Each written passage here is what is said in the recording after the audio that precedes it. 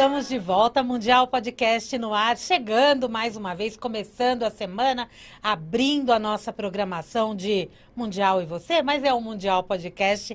Estou aqui hoje ao vivo no nosso estúdio Vibecast, transmissão simultânea nos 95,7 FM, no YouTube e no Instagram. Tenho o prazer de receber aqui hoje. Ai, o assunto hoje está diferente. Adoro! Beatriz Montenegro. Bem-vinda, Bia. Obrigada. Prazer te receber aqui, viu? Uma grande alegria estar aqui. Obrigada por ter aceito o nosso convite, viu? A Bia, gente, ela é neuropsicopedagoga, educadora parental. Ela é especialista em neurociência, em outras formas de educação também, né? Andei olhando aí todo o teu trabalho, todo o teu trajeto.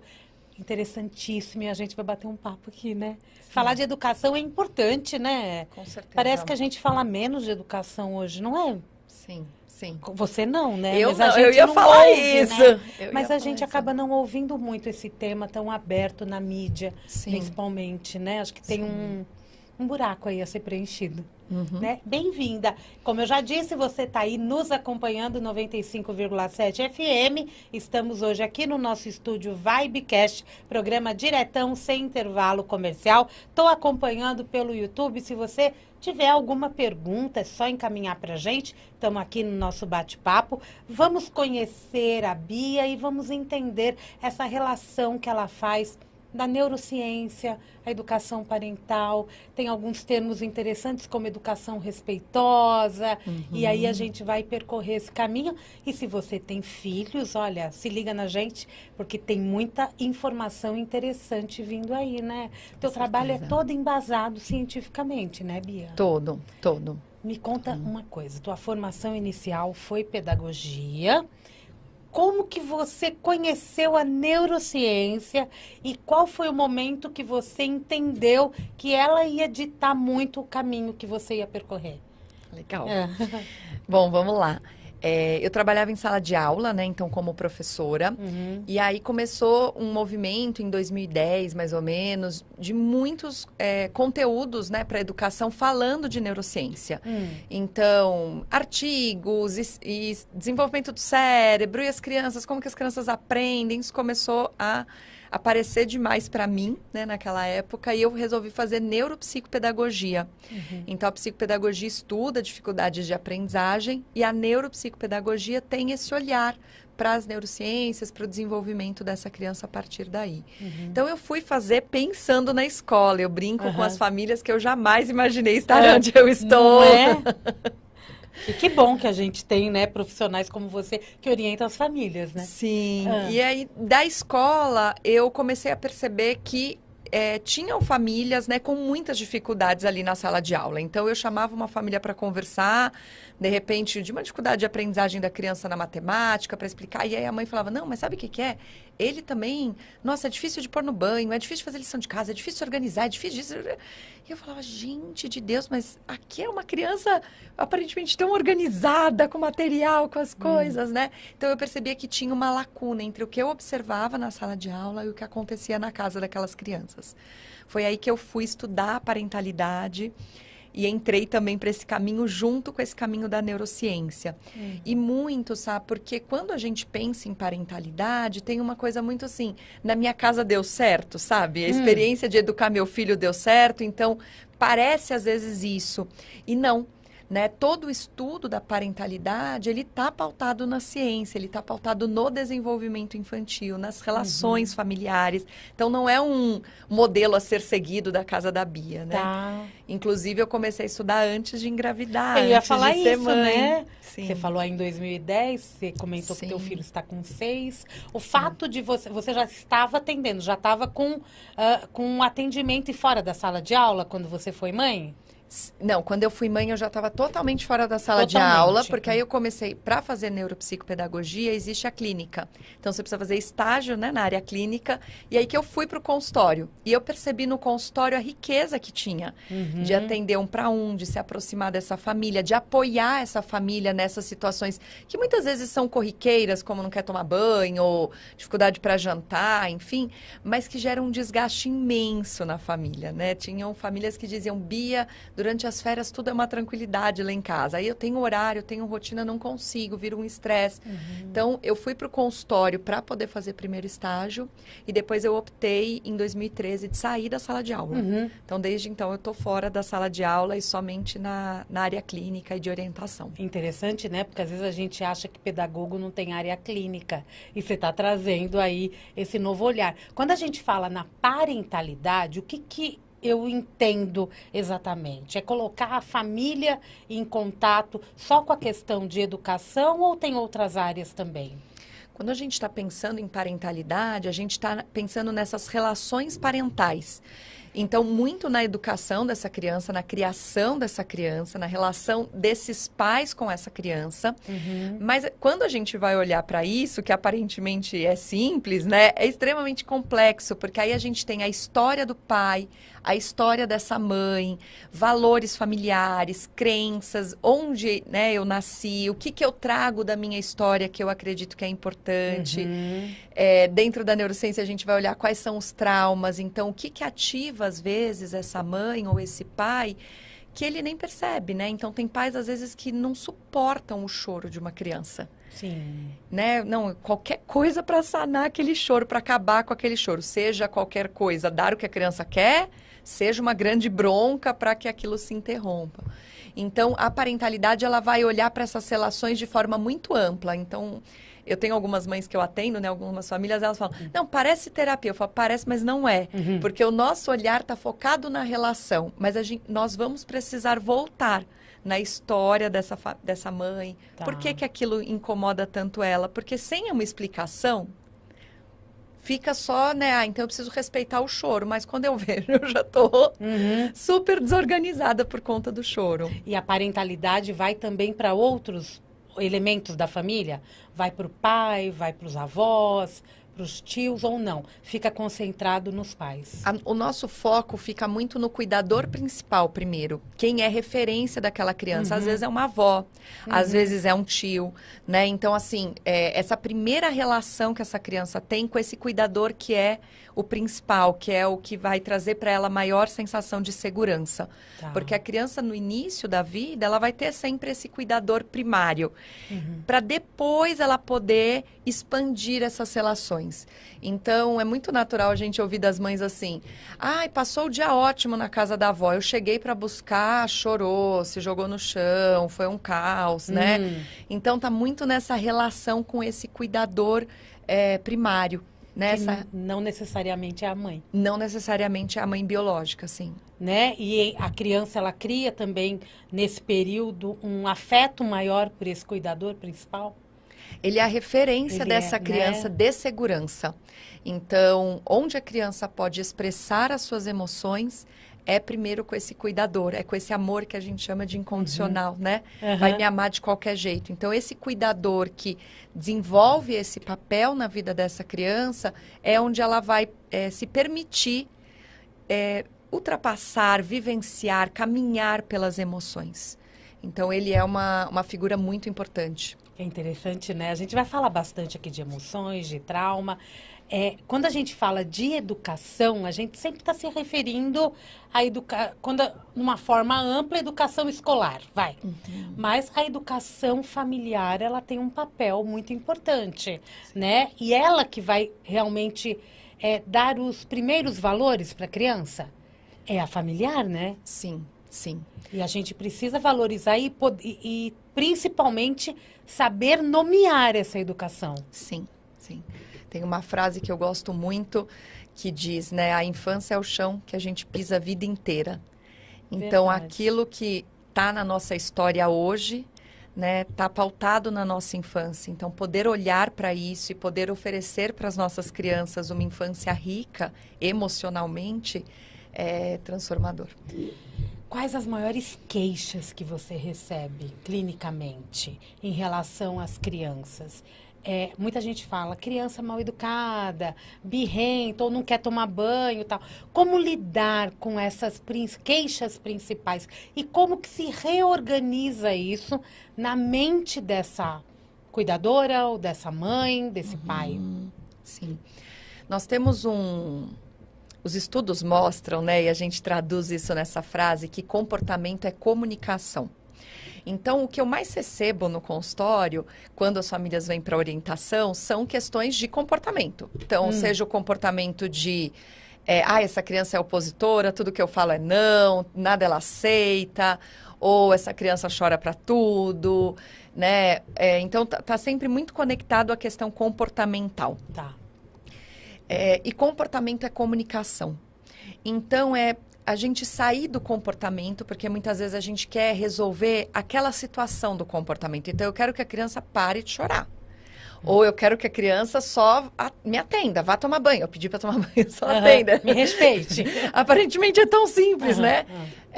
Ou que ela pare de se opor, que ela aceite o que tem para jantar, enfim. Mas quando a gente olha para a parentalidade, para esse olhar da neurociência, para essa ampliação que acontece mesmo, a sensação que eu tenho é essa situação está aqui pequenininha e a gente faz um sobrevoo, sabe? Quando nós olhamos para isso, a gente vai para além do comportamento. Então, a gente entende que o comportamento daquela criança é uma comunicação. A gente brinca, é a ponta do iceberg. A gente vai precisar olhar o que tem por debaixo desse iceberg. Então, olhar para a rotina dessa criança, olhar para as necessidades básicas dessa criança. Os estudos mostram que as maiores causas de mau comportamento, se a gente pudesse chamar assim, normalmente estão relacionadas a sono. Né? A noites não bem dormidas ou a um cansaço extremo, a rotinas exaustivas.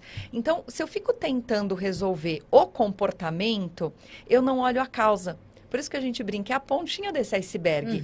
Né? Às vezes as famílias ficam para mim assim, Bia, mas eu vim, porque você sabe, né? Eu vim para isso aqui, essa birra que eu quero resolver. Já chega com essa idealização, né? E eu falo, não, tudo bem, mas a gente vai precisar ampliar esse olhar, porque resolver a birra, a família tem algum recurso ali, seja um grito, seja uma bronca, um castigo, uma chantagem, mas aquilo não resolve. Né? Aquilo normalmente prolonga, a sensação das famílias quando elas chegam é isso, olha, eu já tentei de tudo. Por quê? Porque nós precisamos olhar o que está por baixo. Eu tentei de né? tudo, então agora eu vou precisar de ajuda. Sim. Né? E olhar o que está de baixo, muitas vezes tem a ver com a rotina familiar.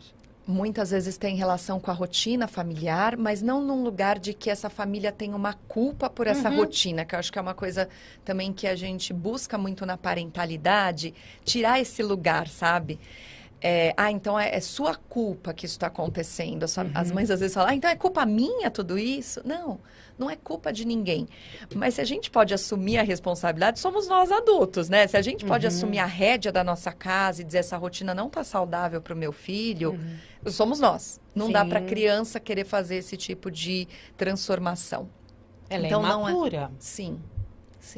Ela é imatura, ela não tem recursos suficientes, ela comunica, né? Então, assim, nós vamos olhar para as necessidades básicas, que é sono, alimentação, excreção, movimento, brincadeira, conexão. Isso é básico de um ser humano. Tá. Então, essa criança se sente conectada a essa mãe, essa criança tem momentos com essa família. Então, a gente vai buscando ali, não como uma receita pronta, mas dentro do que é aquela rotina. São pais que trabalham o dia inteiro, é uma criança que fica o dia inteiro na escola, fica meio período com outro cuidador, e aí esse cuidador vai entrar, porque se esse cuidador, ele é uma figura importante dessa criança, é importante isso. Então, tem muita relação com a rotina, mas tem também muita relação com que cada um de nós vai dando conta pela nossa história. Então, é muito interessante, porque tem mãe que não suporta o choro, sabe, Sá? E eu olho para isso com muito respeito. Ela é insuportável para ela ouvir uma criança chorar. E aí ela sai mesmo. Você quer bala, é bala, às 10 da noite. Você quer isso, é isso. Você quer mais tempo de tela, é tempo de tela. Porque para ela aquilo é muito forte, a gente chama de um gatilho mesmo, é uma ativação muito grande no corpo dela. É um trauma que ela tem? Sim. Muitas vezes. Muitas vezes é um choro, é um choro que não foi se permitido chorar, né? Então é um choro calado. E aí o nosso corpo guarda isso como uma memória. Então, eu nem lembro se eu tive o choro calado, mas se eu não suporto o choro e pensando que crianças choram, tem algo ali que conta um pouco da nossa história, né? E o fato de estar distribuindo tudo que a criança quer, no caso, pode ser muitas vezes visto como mimo, mas não é um mimo, não está dando tudo que a criança quer só por dar, é para alívio próprio. Sim, sim. Sempre que nós estamos dando tudo que a criança quer, ou sempre que nós estamos extremamente autoritárias, não dando nada que a criança quer, a gente está sempre focado mais no nosso bem-estar.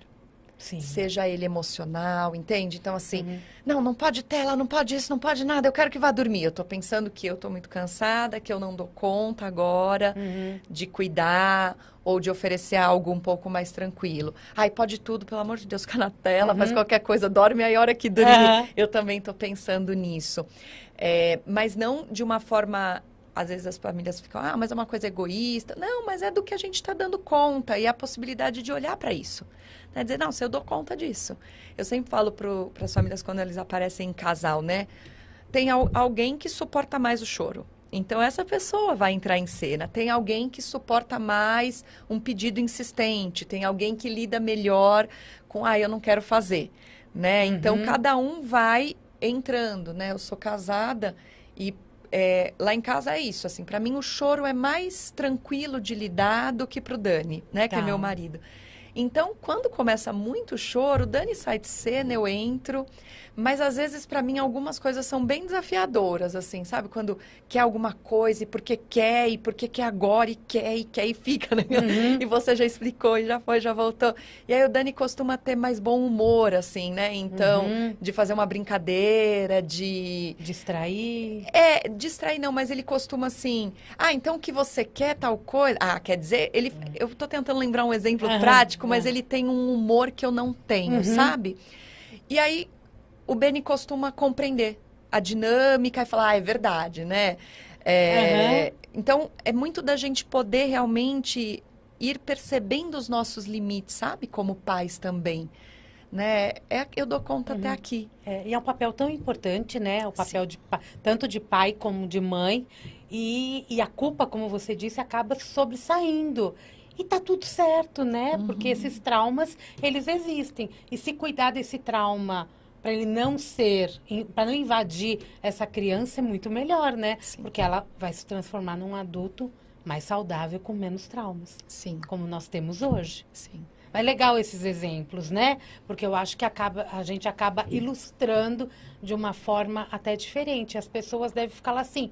Deve ter gente nos ouvindo e pode mandar mensagem aqui que deve estar falando, mas eu não sei lidar com choro. E choro é uma coisa muito comum, né? O choro, a birra, o não querer tomar banho, o não querer fazer a lição. Aí, por idade, a gente vai ultrapassando algumas barreiras e vai também evoluindo nesse papel?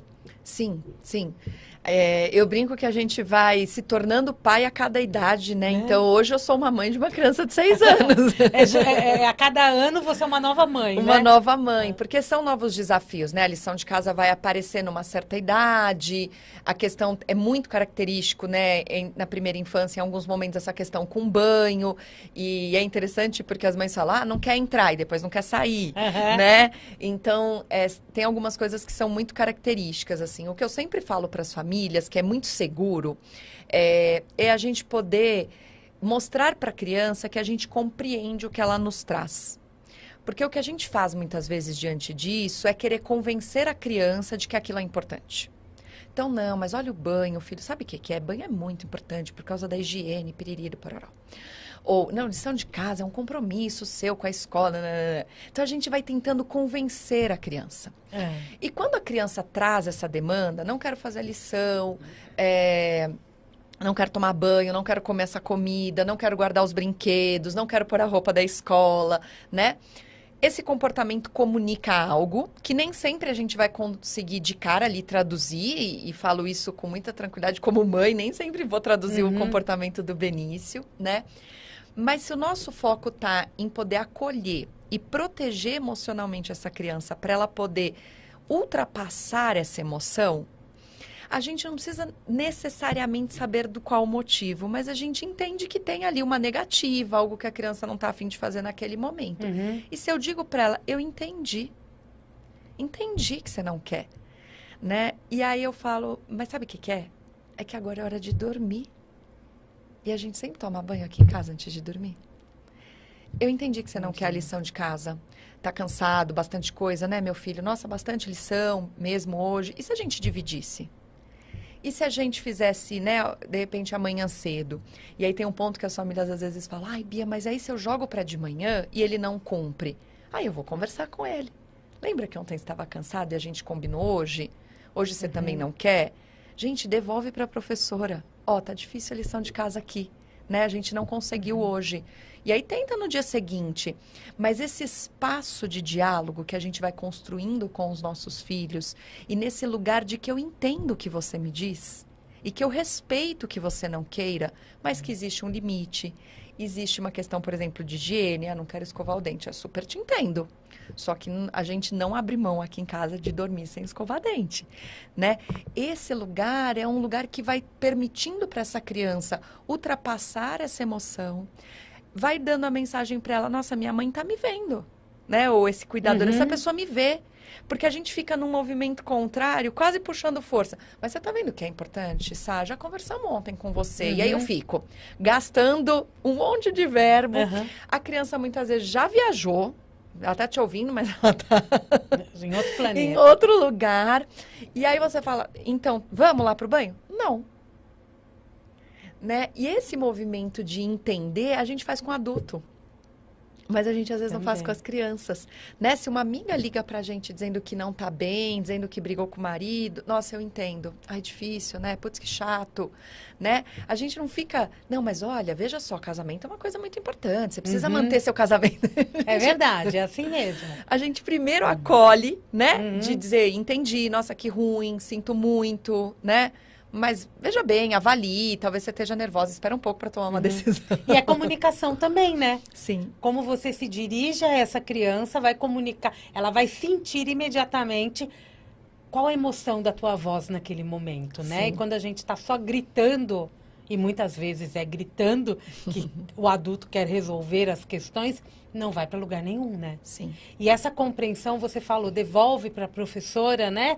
Quando os pais, ou o cuidador, o responsável, tem esse diálogo também com a professora, com quem está ali no dia a dia escolar da criança, aumenta essa compreensão, né? De como essa criança está funcionando. Eu acho que esse diálogo também é importante. Sim. Muitas vezes não se tem, né? Sim. Os pais vão para a escola, para as reuniões, só para receber, querem os elogios, mas tem também as reclamações. Sim. Aí dão bronca nas crianças por causa das reclamações. Sim, sim, perfeito. Né? O nosso papel como adulto é poder voltar para esse lugar. Né, de diálogo. A gente sempre fala na parentalidade também, somos mamíferos, e mamíferos andam em bando, andam juntos, né? Então, o quanto às vezes os nossos traumas, eles foram nos distanciando dessa qualidade que é nossa. Então, eu não vou contar nada para a professora, porque senão, de repente, ela deixa de castigo, ou de repente ela tira o recreio, ou de repente cria um mal-estar, né? Então, aí eu ameaço que a professora vai fazer alguma coisa que, de repente, ela não vai fazer, e ela é o profissional que está lá. Né? Quando eu dava aula, eu falava para as famílias, a gente joga todo mundo no mesmo time. A gente faz gol para o mesmo lado. Então, se a gente passa a bola, ajuda. Tá difícil aí, né? Banho. Banho normalmente não é uma demanda da professora. Mas poder contar que para a criança tá difícil aquele momento, talvez a professora não pode fazer nada, mas ela pode estar mais atenta àquela criança num momento. De repente vai ter um trabalho de higiene, ela pode trazer, né? Ou só de criar um vínculo ali, um ambiente seguro.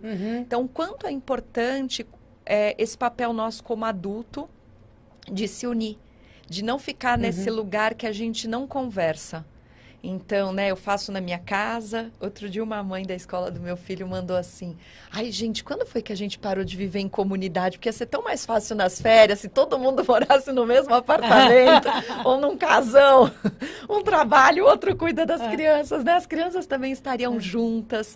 Então, é esse lugar nosso, sabe? Da nossa natureza humana. Mamíferos mesmo, como você disse. E parar de comparar também com a nossa infância, né?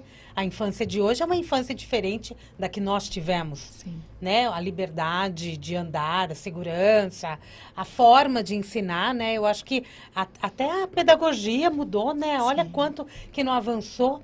E quando essa criança, ela vai entender, com tudo isso, o desenvolvimento dela acaba sendo natural e neuroplasticamente também ela está num desenvolvimento muito mais satisfatório do que se eu estou gritando, se eu estou impondo, porque não é só a relação social, né? Tem toda uma relação física, emocional, mental. É interessante porque o nosso corpo, às vezes as mães dizem assim, não, mas eu agachei para falar na altura dele, e ele não vinha falar comigo. Então, não é só a altura, né? Por isso que eu falo, não é a receita pronta, mas é o meu tom de voz. O corpo, ele vai lendo segurança pelo tom de voz, pela pupila dilatada ou não, pela respiração, né? Então, se eu tô brava, com certeza minha pupila tá mais dilatada, com certeza minha voz tá mais firme, com certeza minha respiração tá mais ofegante. Então, vamos fazer logo, porque precisa tomar esse banho, e a gente ainda tem lição de casa. A criança também vai se agitar, né? Então, o quanto a gente, às vezes, fica muito focado... Não, mas eu falei até de uma forma gentil. Eu uso muito essa palavra, gentil. Eu falei de uma forma gentil, mas o meu corpo estava numa postura rígida. A minha respiração dizendo... Vamos, é luta ou fuga, né? Ou você vai, eu te pego e te coloco no banho. Quer dizer, isso vai traduzindo para a criança... Nossa, preciso me proteger da minha mãe, eu preciso fugir dela. Minha mãe é brava. Né? Porque em qualquer momento eu vou ser abocanhado. Então, a nossa natureza mamífera, ela faz isso, o nosso corpo vai fazendo isso. A gente, não adianta eu dizer para você, Samira, tá seguro aqui. Pode ficar tranquila, tá seguro. Entende? Se eu tô num lugar onde o seu corpo não lê segurança, seja pelo barulho das pessoas, seja pelo movimento, né? A gente não vai numa rua super movimentada, com muito comércio, todo mundo super relaxado como tá na praia. É verdade. O ambiente não te conta isso, não te conta relaxamento, né? Sim. Ninguém estende uma rede e fica. O ambiente te conta, seja rápido, tenha foco, atento às suas coisas, que é diferente de como quando nós estamos, por exemplo, numa praia ou viajando, enfim. Num lugar mais tranquilo. Exato. Né? Essa aprendizagem, então, ela vem naturalmente, né? E nós também, como adultos, estamos aprendendo todos os dias. Sim. Não é? E educar é um método de aprendizagem também, não é? Porque vai mudando. Você mudou como profissional, você muda como mãe, né? Você disse que muda todos os anos. Quando a gente fala da neurociência e da educação, como que a neurociência colabora para que esse trauma não seja armazenado na criança, né? Que tipo de trauma que a gente está falando também? Por exemplo, eu posso ter um trauma já enraizado de que eu nunca vou entender como lidar com números. Aí eu estou indo até para a sala de aula, né? Isso pode vir de antes, desde bebê, e isso vai avançando. E se eu estou acumulando traumas, eu estou numa sequência de traumas que eu vou ficando também mais complexa para lidar com o ser humano? Sim. Vou fazer um caminho para a gente poder juntar aqui algumas coisas. Então, assim, o que a ciência hoje nos diz é que a gente tem influência de gerações anteriores, né? Então, não é só o que os nossos filhos recebem aqui, né? Assim, do meu dia a dia, não é só da nossa responsabilidade. Inclusive, a ciência mostra que a epigenética, ela é muito importante e que ela perde para a genética. Então, a gente tem uma genética que traz ali algumas informações, porém, como a gente vai vivendo no nosso dia a dia, quais crenças vão sendo alimentadas, o que vai sendo dito para essa criança, isso vai transformando ou não, né? Os estudos vêm mostrando na área da neurociência que quando a gente está falando de trauma, a gente está falando de um evento que pro corpo, tá, daquele ser humano foi rápido demais, intenso demais e normalmente vivenciado totalmente sozinho. Então, dentro desse olhar da neurociência, a gente sabe que tem, por exemplo, traumas físicos, uma queda, né? Porque essa palavra ela pode ser usada em diversos contextos, mas eu vou estar sempre olhando dentro desse viés. Até porque, às vezes, chega uma família que diz assim, não, mas a criança nunca viveu nada, ela tem uma infância perfeita, né? Perfeito no olhar deste adulto, né? E como é difícil a gente, às vezes, olhar para a nossa infância com todo o carinho que a gente tem pelos nossos pais, gratidão, reverência e falar, poxa, para mim aquele evento eu me senti sozinha, aquele evento foi para o meu corpo rápido demais, né? Então, a gente está falando desse lugar que é muito individual. Claro que alguns eventos, eles são potencialmente traumáticos. Sim. Então, situações de enchentes, enfim, coisas que a gente imagina, grandes catástrofes, abusos, são potencialmente traumáticos. Mas para a neurociência está sempre nesse lugar. E aí, olha que interessante, se eu estou falando de algo rápido demais, intenso demais e que eu vivenciei sozinha, a tendência é se fechar. Né? Tá, a tendência sozinha. é ficar menos seguro o contato com o outro, porque foi no contato com o outro, ou foi numa situação que eu não encontrei no outro um olhar, uma possibilidade de atravessar uma emoção ou de poder falar. Então, claro que cada pessoa vai ler isso de uma forma, mas as pessoas vão muitas vezes se excluindo. Isso faz um aumento de redes sociais, isso faz um aumento de jogos eletrônicos, porque eu tô na minha casa, aparentemente cumprindo com o meu papel mamífero de me relacionar, mas eu tô totalmente intocada, né? Assim, tô lá na minha toquinha, ninguém entra. Todo sentido. E a gente vê muito isso, principalmente na adolescência, né? E os adolescentes que ficam muito no quarto, que saem pouco, que interagem pouco. Então, olhar para tudo isso, para os nossos filhos, gente, precisa passar por nós. Sim. Se eu não consigo olhar para quais são as minhas dores hoje, Bia, pessoa, mãe, profissional, eu pouco consigo enxergar o Benício, que é o meu filho. Sim. Né? Porque se eu ignoro a minha dor e vou tocando a vida, que é um pouco o meu jeito, foi assim que eu fui, é meu modo automático, então eu vou tocando, eu sou uma pessoa que vai fazendo, vai acontecendo, né? Mas se eu tô nesse lugar e eu tô ignorando aquilo que eu sinto, as minhas emoções, os sinais do meu corpo, como é que eu vou olhar para os sinais do corpo do meu filho, as emoções dele, entende? Se não existe espaço para que eu sinta a minha raiva, não tem como essa criança ter uma explosão de raiva. Sim. Né? Porque é por isso que precisa sempre passar por esse processo inicial com a gente. Perfeito. Né? Faz sentido? Faz. Porque é complexo, mas a gente consegue... Bom, se alguém ficar com alguma dúvida, pode escrever. Mandar, gente. Estamos ao vivo, estamos no YouTube. Se alguém tiver alguma pergunta ou quiser um esclarecimento maior, é só mandar aqui pelo nosso chat. Estamos ao vivo, é só entrar no Vibe Mundial que a gente está lá, né? Tá lá no ao vivo. E é interessante a gente olhar para isso, né? Porque muitas vezes nós adultos cuidamos, mas escondemos as nossas dores. Sim. E esses traumas que vêm de N situações. Sim. Mas, quando a gente olha, há uma libertação também, né? Não, é uma cura. É uma cura. E a gente está aí falando porque o corpo todo, ele reage no emocional, não é? Sim, sim. Porque quando a gente está falando de um trauma, e a gente está falando dessa ativação, né? Então, uma situação me ativa. Quando eu falo que essa situação me ativa, é difícil hoje, eu tenho 38 anos, por mais que eu possa ver uma situação nova, ela vai se conectar a uma trama de situações que eu já vivi. Por isso que às vezes a gente vive uma situação e a gente tem reações desproporcionais.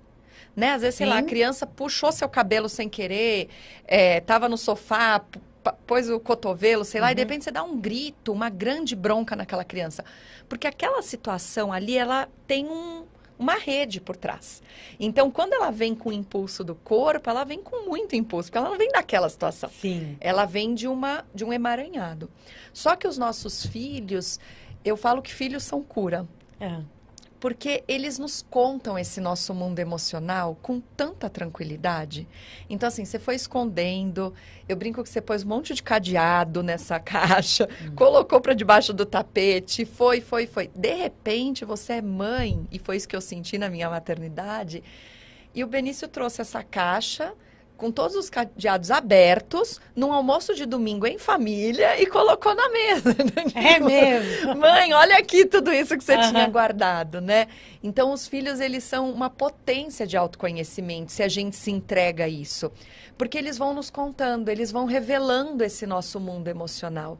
Então, se eu não lembro, de repente, que eu tive um choro calado, mas se o choro do meu filho é insuportável, eu tenho uma pista, né? Do meu choro calado, eu tenho uma pista do quanto eu posso mobilizar as minhas emoções, Sim. o quanto acolher o choro do meu filho, eu vou me acolher, né? O quanto permitir que ele chore, eu vou também dando a possibilidade dessa cura. Então, é muito bonito essa relação que vai acontecendo quando ela acontece dessa forma consciente, sabe? Por isso tem que ter essa consciência, né? Sim. Tendo essa consciência, a gente vai olhando cada vez mais pra gente. A gente está falando de criança. Pode ser filho, como pode ser qualquer outra criança Sim, com sim. quem a gente lide constantemente. Está dando pista o tempo todo, né? Às vezes até no mercado, viu? Opa!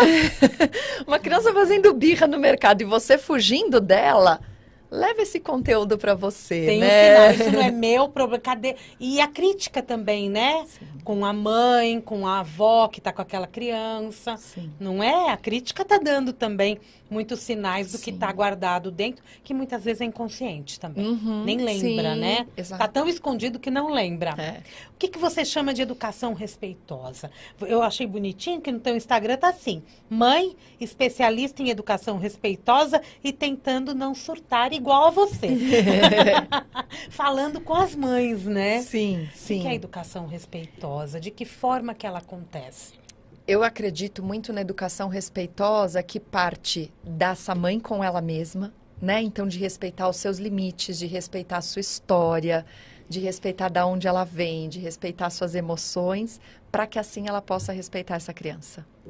Né? Então, qual é a história dessa criança? E o respeito é quando tá bom para todo mundo, né? Eu converso muito disso com o Beni, assim, às vezes ele vem e fala, não, mas fulano me deu essa cartinha, e eu adorei, e foi bom para ele?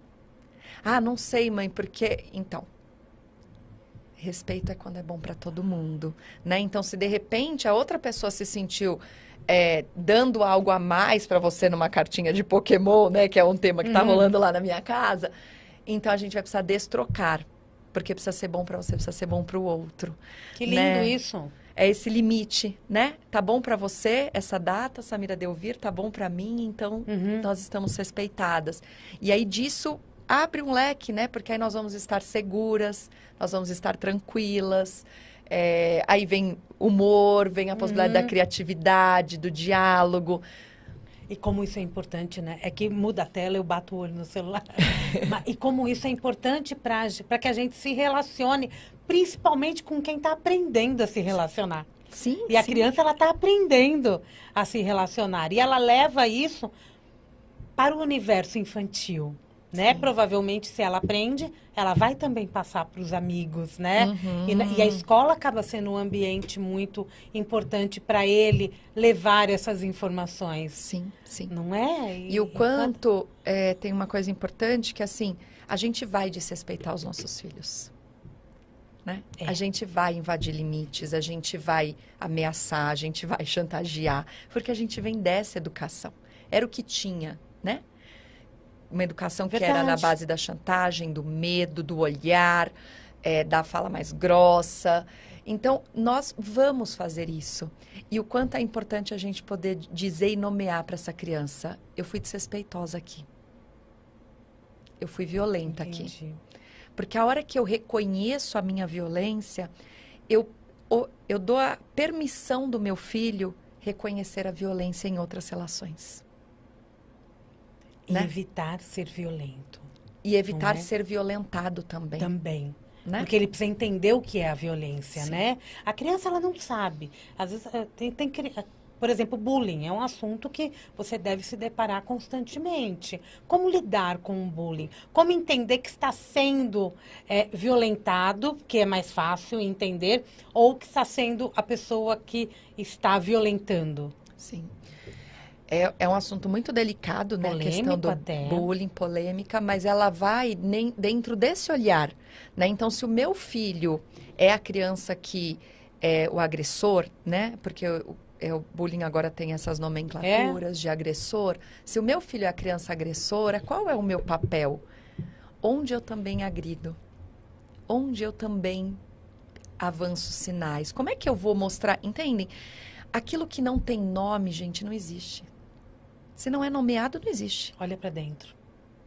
Né? Então, assim, mas é difícil, eu não faço... A gente, às vezes, vai para esse lugar, mas, pera, essa criança está contando algo. Talvez seja de outras dinâmicas, mas o quanto a gente pode assumir a nossa responsabilidade e de dizer, eu fui violenta aqui, eu te desrespeitei, eu te chantageei.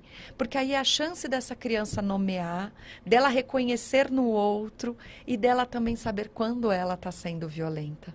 Porque nós ainda somos uma sociedade muito violenta, né? A violência traduzida no nosso dia a dia é a nossa violência também. Sim. Então, a gente poder assumir cada um a sua parcela, né? Então, se o meu filho está sendo vítima, onde que eu posso dar espaço para essa criança dizer não?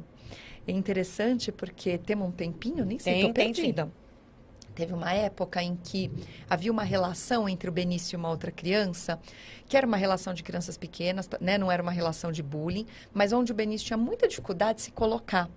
Então, estava sempre naquele lugar de seguir. E um dia eu cheguei para o pediatra, e o pediatra do Benício tem essa linha e tem esse olhar bem reflexivo também, e falei para ele, sabe, isso está me incomodando demais. E aí ele falou, porque pega na tua história... Pronto, matou a charada. Assim. Porque para mim era muito difícil me posicionar com as minhas amigas, né? E aí a gente começou a observar, eu e o Daniel, aonde a gente queria que o Benício fizesse tudo que a gente orientava de forma certeira, quase que cega. E ele é um primeiro filho, que tem características de primeiro filho, então que vai seguir muito mais, né? Mas aí a possibilidade que a gente dá da criança questionar. Né? Então, assim, filho, vamos tomar banho ou vamos jantar? O que você está a fim de fazer primeiro? Né? Então, eu dou a possibilidade, se existe a possibilidade naquele dia e naquela casa, não estou dizendo que isso é uma regra, mas eu dou a possibilidade dessa criança trazer o desejo dela. Escolha. Né? Então, quando ele começou a dizer, não, eu não quero, eu pensava, ai, que bom. Porque se ele está falando não para mim, que sou a cuidadora principal dele e... tá certo de que eu vou dar conta de lidar com esse não e com essa negação, ele vai saber falar não para os outros. E assim ele foi se fortalecendo na relação. Então, assim, não é... Claro que o bullying tem uma intensidade muito maior, tem um sofrimento imenso das crianças e dos adolescentes que são vítimas, que precisa tudo isso ser muito bem cuidado, mas o quanto cada um de nós pode também assumir, né? E dizer, pera lá, eu vou oferecer um processo terapêutico, eu vou avisar a escola, tudo isso tem que acontecer, a gente não está tirando nada disso. Mas a possibilidade da gente poder olhar também, ela é muito valiosa, né? Da gente poder permitir que os nossos filhos nos questionem, que eles tragam a essência deles, a gente vai dando um espaço para essa criança ser quem ela é. E você vai se aprimorando também. O teu autoconhecimento vai para outro lugar que você nem pensava em ir. Não é? Exatamente. Isso é interessantíssimo. E a gente vive hoje famílias menores, né? Com menos filhos. Isso não quer dizer que as escolas não tenham classes lotadas. Mas antes, nós vínhamos, né, lá no passado, as famílias eram mais volumosas. E se a gente parar para pensar, os dois lugares também têm toda uma questão de organização, de rotina, de respeito um com o outro. Como lidar com essas crianças, né, que, por exemplo, não querem dividir o brinquedo? Né? Com certeza, uma família volumosa sempre também tinha uma criança que não queria dividir o brinquedo. Sim, sim.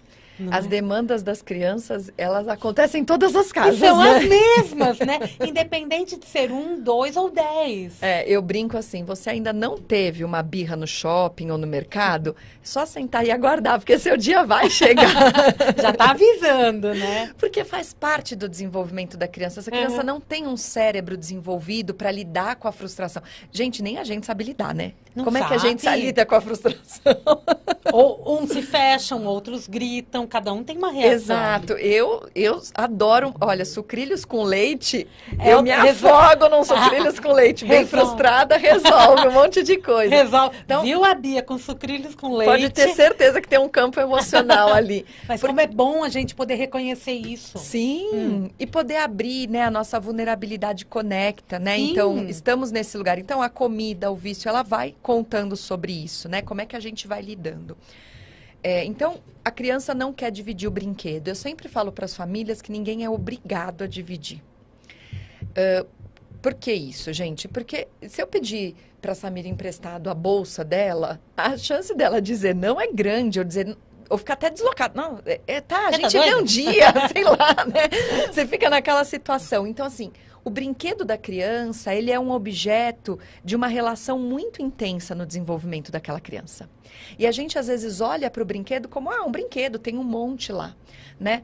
Então, se a gente vai viver uma situação social, então nós vamos ao parquinho, nós vamos sair com os amigos da escola, nós vamos na casa de alguém, enfim, é uma situação ali que provavelmente essa demanda vai aparecer.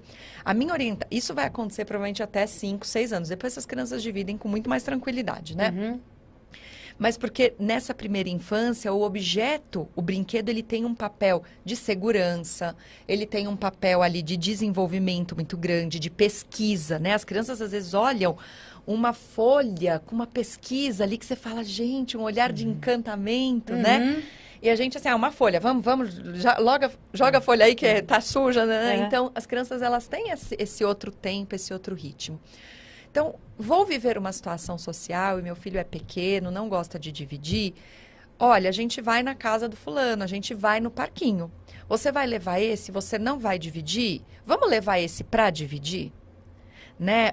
E você é o guardião do brinquedo do teu filho que não vai dividir. Porque aí você vai dizer para ele que o mundo é respeitoso e que o mundo é bom.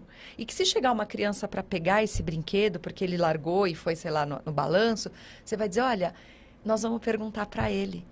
Porque é como se alguém pegasse o teu celular. Você quer que a pessoa peça, né? Sim. Então, nós vamos perguntar. Filho, você não está brincando, você pode emprestar um pouquinho? Não. Olha, agora não dá, mas acho que daqui a pouco pode ser. E daqui a pouco a gente pode tentar de novo. Ou a gente pode dizer, olha, mas a gente trouxe esses aqui para partilhar.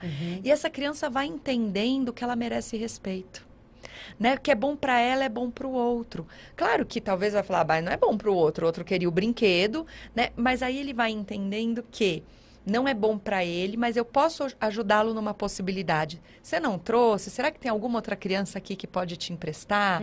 Né? A gente vai entendendo esse lugar do respeito, que não é só o conforto, mas que precisa ter um limite desse espaço, né? Então, às vezes, o que a gente faz é assim, olha, ele não quer emprestar, então, não vai emprestar, acabou. Não, como é que eu ajudo essa criança a encontrar uma brincadeira, um graveto, de repente, para brincar, alguma coisa? E aí é muito interessante, porque se você encontrar um graveto, você pode ter certeza que teu filho logo vai largar a pazinha e vai querer o graveto também. É muito mais lúdico. Né? Então, assim, o quanto nós vamos ensinando as crianças sobre relações. Então, eu oriento a nunca obrigar. Mas aí mostrando, né? Se é uma relação, de repente, de irmãos, poder dizer, sabe, seu irmão quer muito, será que a gente consegue daqui a pouco, né? Conta pro seu irmão que você quer muito, o que você gostaria de fazer com o brinquedo dele? Então, a gente vai dando essa possibilidade da criança ouvir o outro. Eu queria tanto essa blusa porque eu achei colorida e porque eu gosto tanto de azul. Né? Então, como é que eu vou criando empatia? É através da escuta. Se a gente determina, tira a blusa e empresta, faz isso e acontece, a criança não percorre, né? Ela não constrói a ponte entre, olha, seguro emprestar, o outro devolve. Isso vai... E é interessante, gente, porque assim, você vai fazer isso 1, 2, 3 vezes, de repente a criança está emprestando.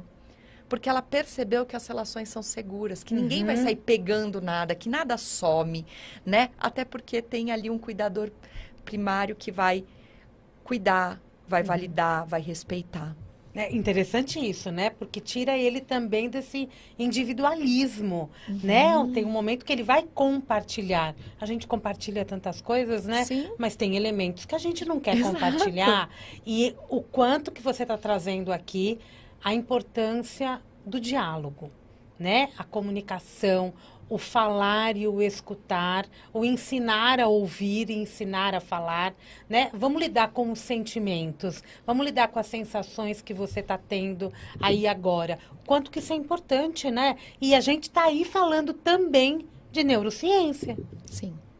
Né? Tá uma comunicação muito, muito profunda, né? Eu acho que a gente abre uma lacuna também muito importante do entendimento, de uma compreensão maior também entre o adulto e a criança e vice-versa, e a criança com a criança. Sim. Porque nos tornamos adultos intolerantes por não ter essa né? mediação, né? E quando a gente fala de neurociência, o nosso corpo percorre caminhos, né?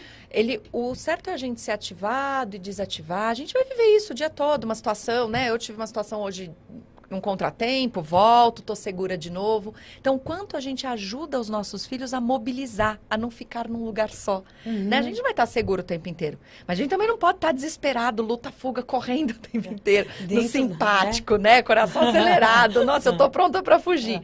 E a gente também não pode estar paralisado o tempo inteiro, sem expressão, né? Mas nós vamos percorrer esses caminhos, isso é extremamente saudável. E a gente acha um lugar para tudo isso, né? A gente também, como adulto, eu acho que aí o que você está trazendo para a gente é uma baita lição para nós adultos também, né? Como nós nos desenvolvemos como pessoas, o que a gente faz hoje, e só de conversar com uma criança a gente sabe se está sendo intolerante, até as palavras tão famosas hoje, né? A intolerância é uma delas, homofobia é outra, xenofobia, a gente vai percebendo como que isso foi criado. Sim, sim. Né? E o quanto isso é importante para a gente lidar com quem é menor e quem está sob nossa responsabilidade. Exato. Não é? Como que dá um atendimento? As pessoas que vão até você, elas já vão naquela questão, olha, eu cuido de uma criança que realmente não me obedece, ou ela tem uma dificuldade de aprendizagem e eu preciso de um desenvolvimento. Qual é a percepção? Qual que é o elo que une você com essas pessoas? É a criança, eu sei. Sim, no atendimento do consultório, Sim. Eu trabalho com duas linhas, assim, vamos pensar de trabalho, tá? Quando eu atendo a criança no consultório.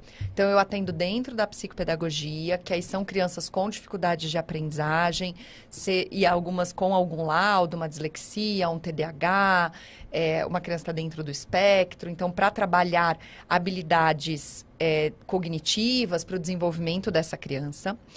E eu também trabalho com terapia do trauma, neuroterapia. Então, atendo crianças e adolescentes dentro dessa abordagem terapêutica que está relacionado a gente aprender a mobilizar, a sair de um estado do sistema nervoso para outro, a conseguir percorrer esses estados. Então, a tirar, né? Porque quando a gente está muito no simpático, qualquer coisa vira um grande fogo, né? Um grande fogaréu. Então, ajudar essa criança nesse processo, existem alguns protocolos para isso. Em ambas as situações, hoje eu não enxergo elas de forma apenas a atender a criança. Eu sempre atendo também os pais. Eles podem escolher fazer orientação comigo ou com uma outra profissional, mas é algo que eu oriento e vou mostrando para eles a importância. Porque na orientação parental, né, na parentalidade, eu vou explicar sobre o desenvolvimento do cérebro, eu vou ajudar esses pais a perceberem o que ativa eles, o quanto eles se mobilizam ou não. Porque é muito natural a família chegar e dizer, sabe, ele está muito agressivo, tudo ele responde papum. E ao longo do processo, os pais perceberem que eles também estão nesse movimento. Então, aquela família está naquela dinâmica. E às vezes o irmão menor ainda não apresentou, mas logo vai apresentar se a gente não cuidar. Além de que, quando eu atendo a família, eu vejo uma evolução muito mais rápido, sabe? Não fica aquele trabalho tão moroso, porque aí tá todo mundo jogando no mesmo time, né? Então, converso com a escola, aí tá todo mundo fazendo gol pro mesmo lado. Então, a gente realmente forma uma equipe junto dessa criança, pelo bem-estar dessa criança e dos pais. Os pais também precisam estar bem, né? E não adianta a gente falar, não, meu filho tá bem emocionalmente, eu tô capengando. É uma ilusão, isso não vai acontecer nunca, né? Então, tem esse trabalho e eu tenho o trabalho só de orientação parental. Às vezes as famílias vêm, eu quero que a criança tenha atendimento. E quando a gente faz a primeira sessão, eu sinto que não é um caso de eu conhecer a criança ainda. É um caso mais de orientação, porque a criança, qual é o vínculo dela? Com esse adulto. Não é? Eu sou um segundo vínculo, entende? Então, muitas vezes a gente vai primeiro para... São esses caminhos, assim, que eu tenho atualmente de trabalho. Lindo teu trabalho, né? Obrigada. Uma mensagem final ali pra gente. Bom, quero agradecer essa oportunidade, agradecer poder contar daquilo que vibra o meu coração, que brilha os meus olhos, que me encanta. E se eu posso deixar uma mensagem, é que os nossos filhos são a nossa cura. Que a gente possa olhar para eles, né? Que as crianças são a nossa cura e a cura do nosso mundo. Olhar para elas com essa potência transformadora para cuidar de cada um de nós. Minha gratidão pela escuta. E fico à disposição também, se alguém tiver qualquer dúvida. Obrigada, minha querida. Eu que agradeço. Olha, como é importante a gente trazer um assunto que amplia os nossos horizontes, né? A gente amplia o jeito de olhar para a educação, para a criança, para o adulto, que também é pai, mãe e outro familiar.